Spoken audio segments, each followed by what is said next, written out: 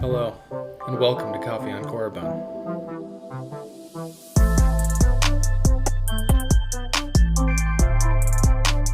Well, welcome back to the show. You might have noticed that we are in pajamas, and you might have also noticed that there is a we, because I have my wife with me today, and she's into Star Wars as well, but we're going to be discussing episode 11 of The Bad Batch, Devil's Deal. And first off, what are your thoughts about this episode? How do you like this one so far? I really, really enjoyed this episode. I thought they did really well with it. Yeah. What was compared to the last episode?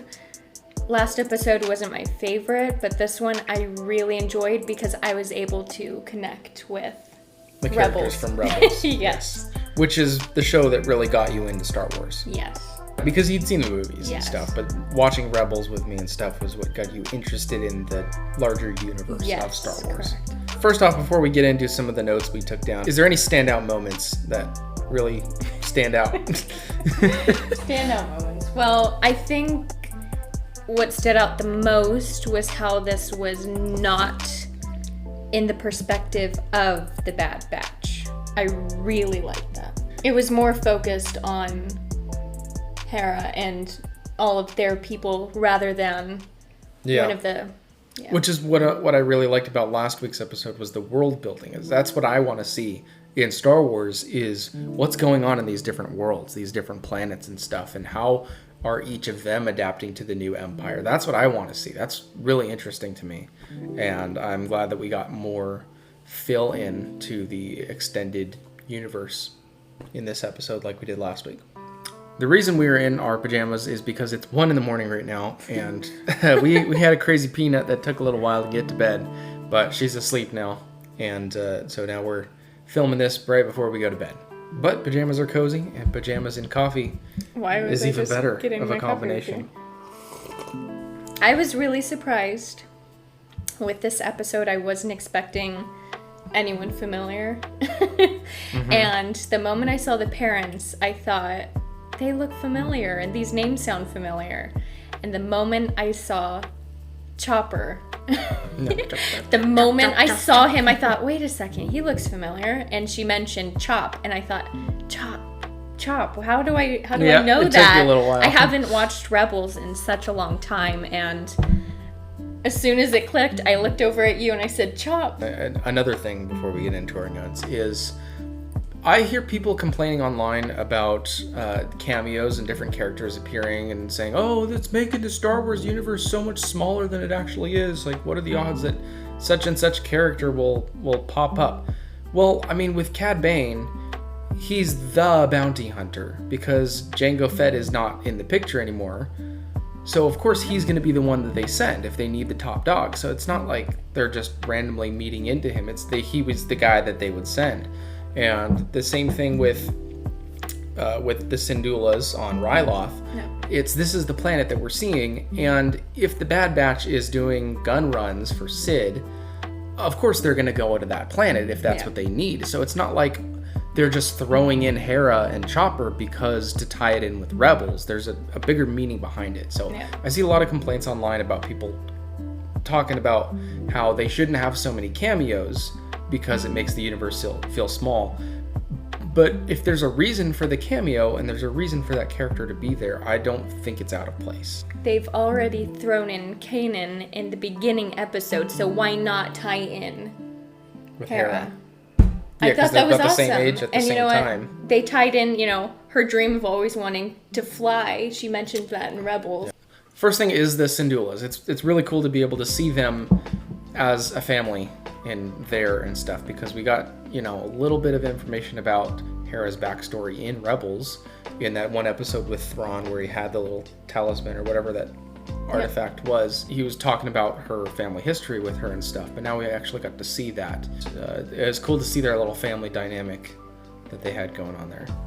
The thing for me, you were asking about things that stuck out. Well, I didn't realize that Chop was hers to begin with. I know that's cycling back, but I didn't realize Chop was hers to begin with. So. Yeah, because we didn't know what Chopper's backstory was, if he was just a droid that they happened to run into when they were in the Rebel Alliance. But now we know that Chopper is actually Hera's droid. I don't know. I really, really like this episode. Yeah, it was really good. We just got more backstory, which is what we want. More. I'm interested. You guys know I'm into the world building. As long as it gives me an insight as to how life would actually be in the universe, I'm all for it. Which is again why I didn't like the sequel trilogy, because it didn't do that. Don't let me start. I'm not. You could stop. Okay. I think something else I really liked was all of the fighting scenes. The fighting really is getting a lot different. Yeah. Like people getting speared in the face. Yeah. Shot in the head. What was his name? I called it. I knew it was gonna happen. Yeah, the crosshair was gonna snipe him in the head. Ta? Was it Ta? Ta? Yep. But he got shot in the head. Like I would have expected from Clone Wars / Bad Batch. I guess Bad Batch is different now, but I guess coming from Clone Wars, I expected him to get shot in the chest or whatever, because it's like what happens. But he got shot in the head, which is there's a lot more brutality in this season than I've seen in animated Star Wars in the past, especially Rebels, especially over Rebels. Rebels was pretty tame. I love the detail on Chopper and how he looks painted. And this is something I talked about in one of the other videos. It's getting to a point now with their technology in their animation that if they keep progressing in making the quality look more lifelike, it's going to get into that uncanny valley. It's going to start to look weird, Polar Express type weird. I like the Polar Express. I don't have a problem with it, but a lot of people do because it's in that uncanny valley. So what they've done with their artwork style is to make it look like artwork. If you looked at Chopper in some of those still frames, it looked like an artist painted. Like if you just took a screenshot, it looked like someone painted that. It's so cool. And you see the detail on the clones' faces. And there was a close-up of Hera's mom, and like the lines on her face and stuff were like artwork as opposed to actual Twi'lek skin and stuff. So that's really cool that they're going that route as opposed to Uncanny Valley, trying to make it more lifelike, which probably wouldn't work with that style of animation. I love that they showed that she wants to fly, with her staring up at the birds in the air and stuff, and that's why she's the pilot in Rebels. That's why she's such a good pilot in Rebels, is because that's all she wanted her whole life was to be a pilot and to fly. It's a cool backstory on that. Yeah.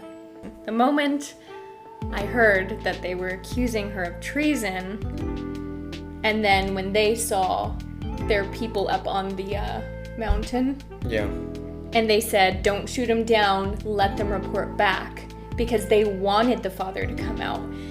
And when they said, when they mentioned to Hera, they said, your father hasn't done anything yet. Yeah. They wanted him to come so that they can... Trap. Yeah, I knew it. It's a trap! They were writing blurgs. Remember from Mandalorian? The blurgs? Yeah, they were all writing blurgs. So now we know that there's blurgs on Ryloth. Yeah.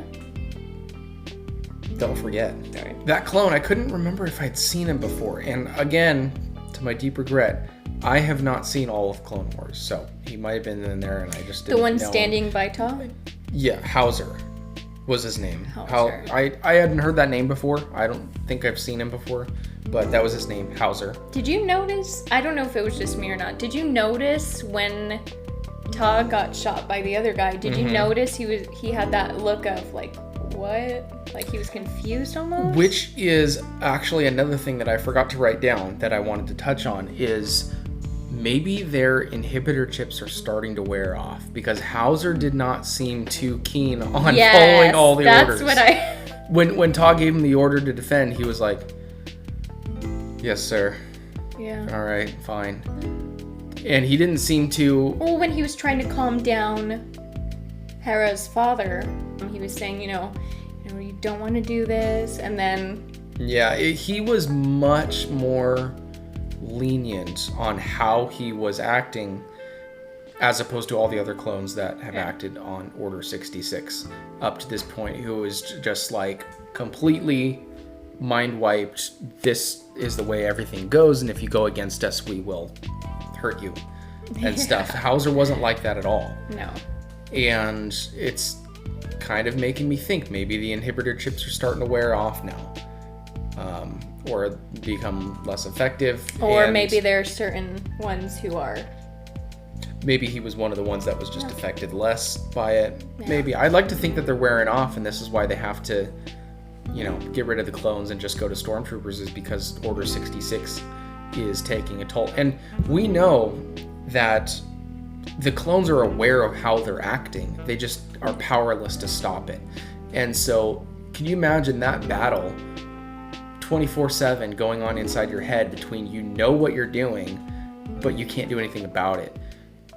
The clones have got to come out of that at some point. They're trying so hard constantly to not do that because they would never do those things, that eventually their will is going to break through for some of them, for the stronger willed one. Just how we saw Rex hold off a few seconds to warn Ahsoka, just like we saw Wrecker hold off a few seconds to not shoot Omega. The stronger willed clones are starting to break through, and that's why it would make sense, and I hope it plays out this way, that the inhibitor chips are starting to wear off for those clones with stronger wills. Yep. Crosshair does not miss. Okay. He does not That miss. first scene with him, with his helmet off, can you just sense all of that hatred inside of him? Well, it's also got to be because he's somewhat aware of what's going on more than the average clone, because he was only halfway affected by Order 66 in the beginning. Yeah. So he knows he's being controlled. Yeah. He just can't do anything about it. That's just creating so much rage inside of him that he can't release, and so he comes off as extra cold on the outside. Another thing is when they were being chased down, when the Uncle Gobi, Yes. when Uncle Gobi and Hera yes. and the other people were getting chased down, and the ship appeared on the scanner, they said Imperial ship inbound. Try to lose them. I thought that meant Imperial ship. I forgot that it was a clone gunship that was chasing them, and which is now an Imperial ship. But it was just so wrong, because when that ship landed, you get the feeling of, oh, the clones are here. Okay. Yeah, but it's not anymore. Right. Which is what I was saying last week, is the clones are supposed to be there to save the day. It feels so terrible. It feels awful. And then the tank, what are they called? Put it right here on my hand. Okay, in this box.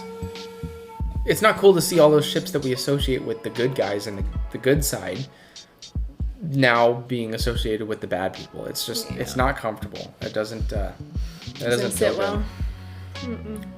I'm excited to see what the next episodes are gonna hold. Yeah, I really like how this wasn't in their perspective. Yeah.